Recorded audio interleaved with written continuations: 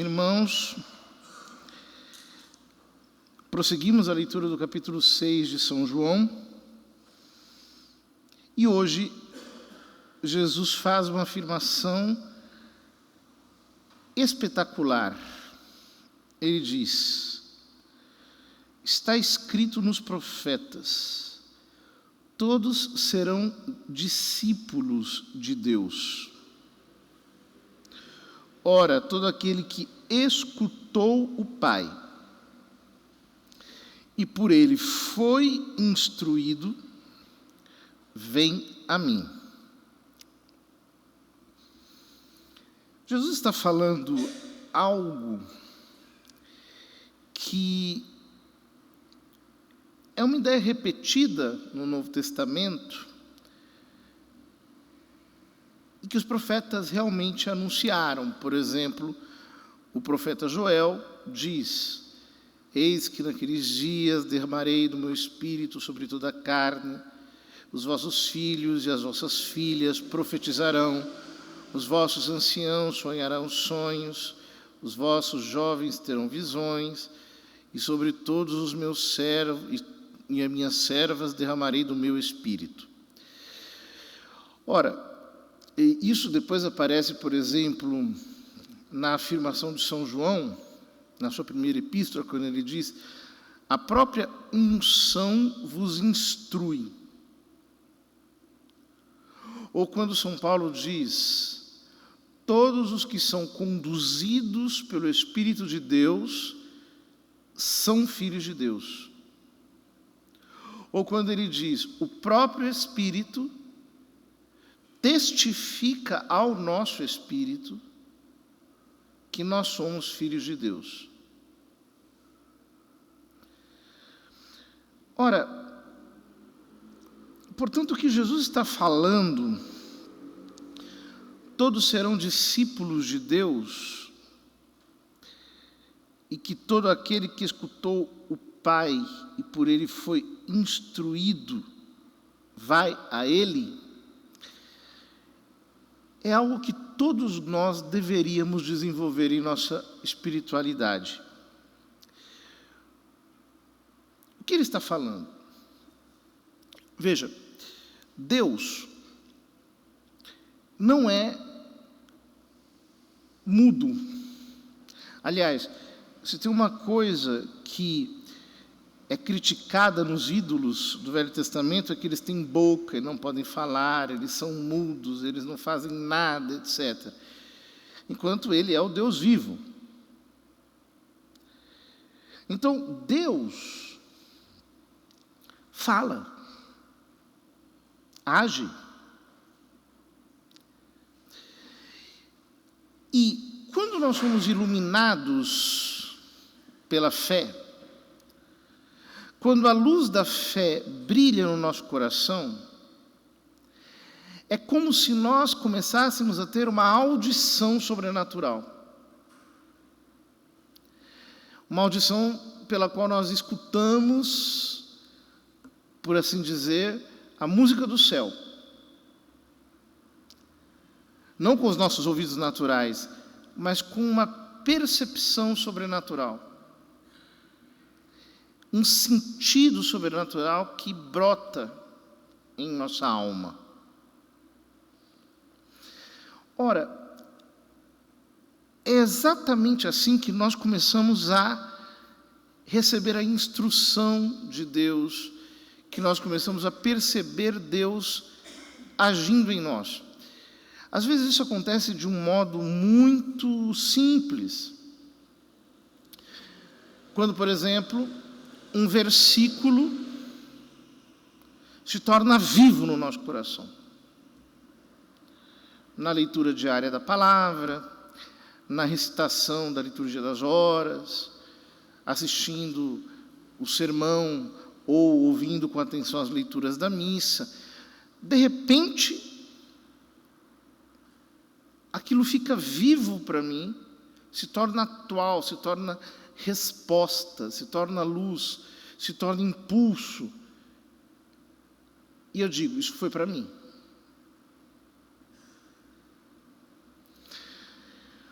Outras vezes acontece de um modo um pouco mais intenso, quando, mergulhando na oração,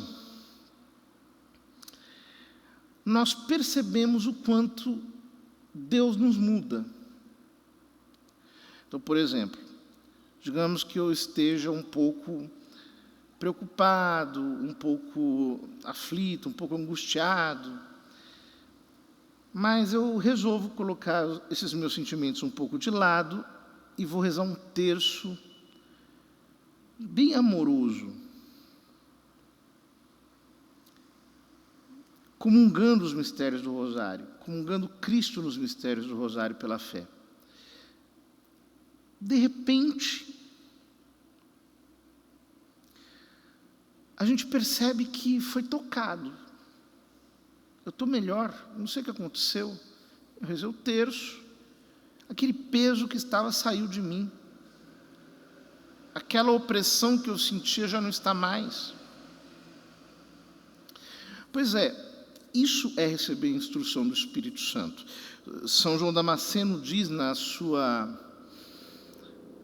De Fide Ortodoxa, sobre a fé ortodoxa, no seu tratado maravilhoso, que a fé consiste em ler as divinas Escrituras e receber a instrução do Espírito Santo.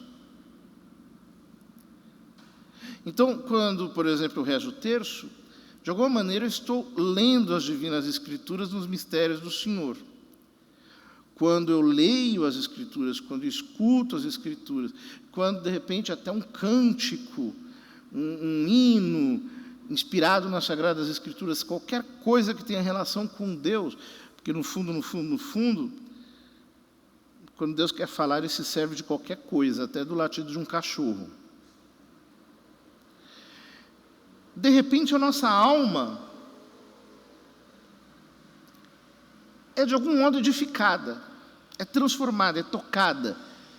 Entra uma inspiração, ou um afeto, ou uma vontade de fazer algo, um propósito que surge. Se nós prestássemos mais atenção em Deus, isso se tornaria cada vez mais intenso, até o ponto em que, como dizem os teólogos, nós chegaríamos ao regime dos dons do Espírito Santo, que é quando nós somos levados puramente pela inspiração divina, pelos 7 dons do Espírito de Deus. Já entraríamos na liberdade perfeita, que consiste em não fazer as coisas porque são lei, ou porque nós, pela virtude, compreendemos a sua razoabilidade, mas simplesmente porque nós nos deixamos levar por Deus e já não nos controlamos mais, Ele passa a ser o Senhor sobre nós. É aqui que acontece o desenvolvimento da vida de oração. Então vejam, isso pressupõe 2 coisas. Em primeiro lugar, a primeira leitura narra esse episódio do eunuco, da rainha Candace, que está lendo um trecho do profeta Isaías e não está entendendo nada. Aí o diácono Filipe corre, depois de receber uma inspiração,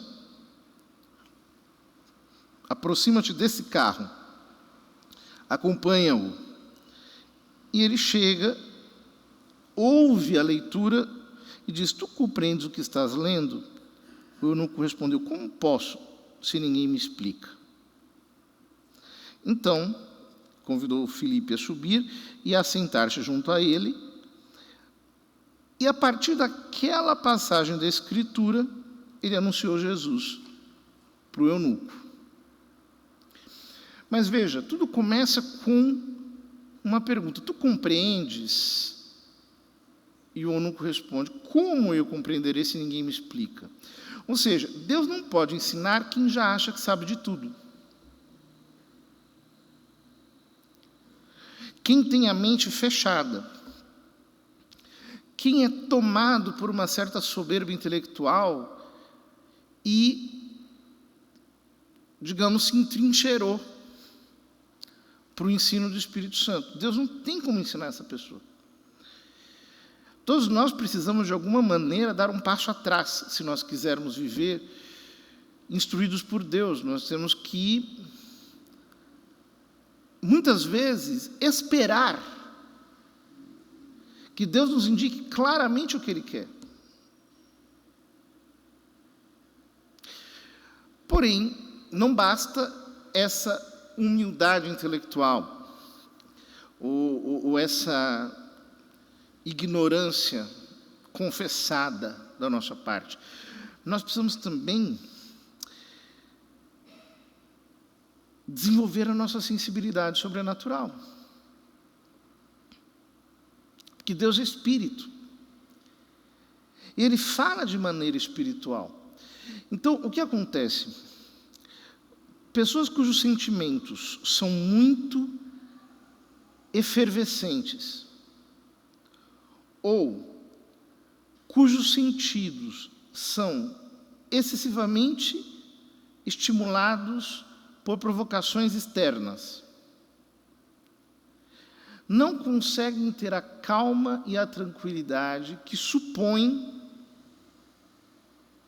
a vida no Espírito. Não conseguem. Elas não captam a voz de Deus, elas não captam Deus, porque elas estão extremamente agitadas por tudo aquilo que é exterior, ou pelos sentidos, ou pelas suas próprias emoções. E é horrível isso. Porque nós ficamos com a nossa personalidade, por assim dizer, na periferia do nosso ser, na porta da nossa percepção, que são os sentidos, ou na agonia dos nossos sentimentos, premidos de um lado para outro, por esses ditadores que são os sentimentos, as emoções. Por isso que o homem espiritual, ele se mantém num equilíbrio divino, que vem da virtude.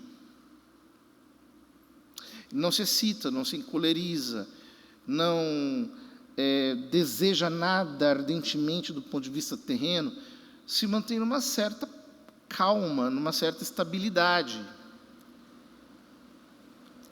Porque eu preciso ouvir Deus. Eu preciso ser sensível para os toques da graça. Isso, por exemplo, estava muito bem escrito nas antigas regras das congregações religiosas. Um tempo atrás eu li um livro interessantíssimo, chamado, se não me engano, Saltei o Muro, de uma freira que ficou de 1918 a 1948 num convento e que depois abandonou a vocação, e ela conta a vida dela. E ela diz que tudo na vida religiosa estava disposto para a contemplação. Então, como é que elas viviam? Elas procuravam andar devagar, procuravam não falar em voz muito alta, procuravam manter o olhar um pouco mais baixo, procuravam ter uma vida um pouco mais sóbria, não davam ao corpo tudo aquilo que o corpo pedia. Por quê? Ela foi perguntar à mestra, e a mestra de noviças disse para ela: porque nós estamos procurando Deus, e Deus é Espírito, então nós temos que estar numa vida mais mortificada, uma vida um pouco mais equilibrada, serena. E todos nós podemos viver uma vida assim, mesmo no mundo. Por quê? Se eu não quiser ver, eu não vejo. Eu posso disciplinar o meu olhar. Se eu não quiser escutar, eu não escuto. Eu posso disciplinar o meu ouvido. Eu posso procurar manter um equilíbrio, a paz, a calma do meu ser, mesmo que isso, por exemplo, exija de mim ser um pouco menos inteirado das coisas que acontecem, estar um pouco mais recolhido. Ora, quando Jesus diz que todo aquele que escutou o Pai e foi por ele instruído, vai a ele, é porque todo o caminho da oração começa por preencher a nossa memória com a humanidade santíssima de Cristo. Aí é o começo de tudo. Ou seja, eu preciso esvaziar minha memória daquilo que não é Cristo e preencher a minha memória de Cristo. Por isso que no começo da vida espiritual é tão importante ler a Sagrada Escritura com constância, ler o Santo Evangelho muito atentamente, ler bons livros espirituais, etc., porque a humanidade do Cristo, quando está estabelecida na minha memória e eu não perco a lembrança de Deus, se torna a plataforma a partir da qual eu me abro para Deus. O jeito mais simples de fazer isso é o Santo Rosário, que não é outra coisa senão a meditação da vida do Cristo. Mas quando a vida do Senhor, ou, por exemplo, as estações da Via Sacra, são a vida do Senhor na sua paixão. Quando tudo isso penetra em nós, e nós trazemos a memória,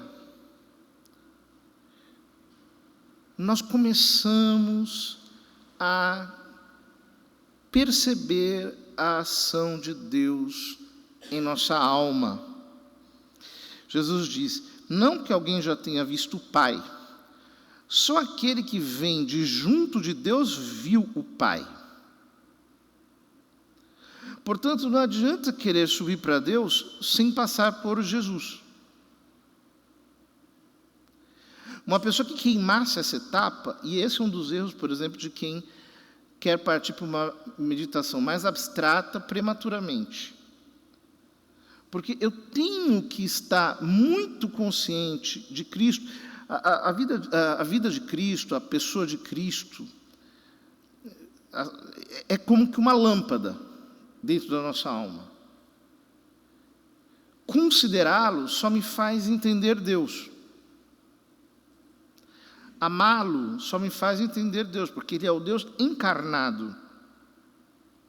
Por isso ele diz: em verdade vos digo, quem crê possui a vida eterna. Eu sou o pão da vida. Os nossos pais comeram maná do deserto e, no entanto, morreram.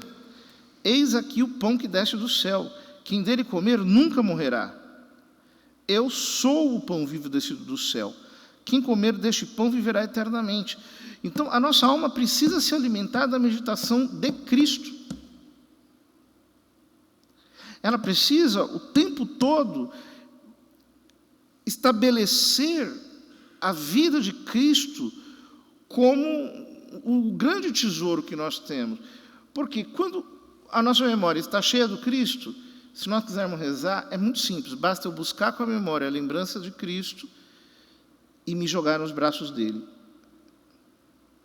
Nessa comunhão, eu começo a perceber, começo a experimentar Deus vivo em minha alma, e Deus vivo em minha alma me instrui, Ele me edifica, Ele me ilumina, Ele me aquece, Ele me move, Ele me impulsiona. É isso que a lembrança do Cristo, estabelecida na nossa memória, faz conosco. No final do Evangelho, Jesus diz: e o pão que eu darei é a minha carne dada para a vida do mundo. E aqui, o sermão na sinagoga de Cafarnaum muda de chave. Até agora ele estava falando da união com ele pela fé.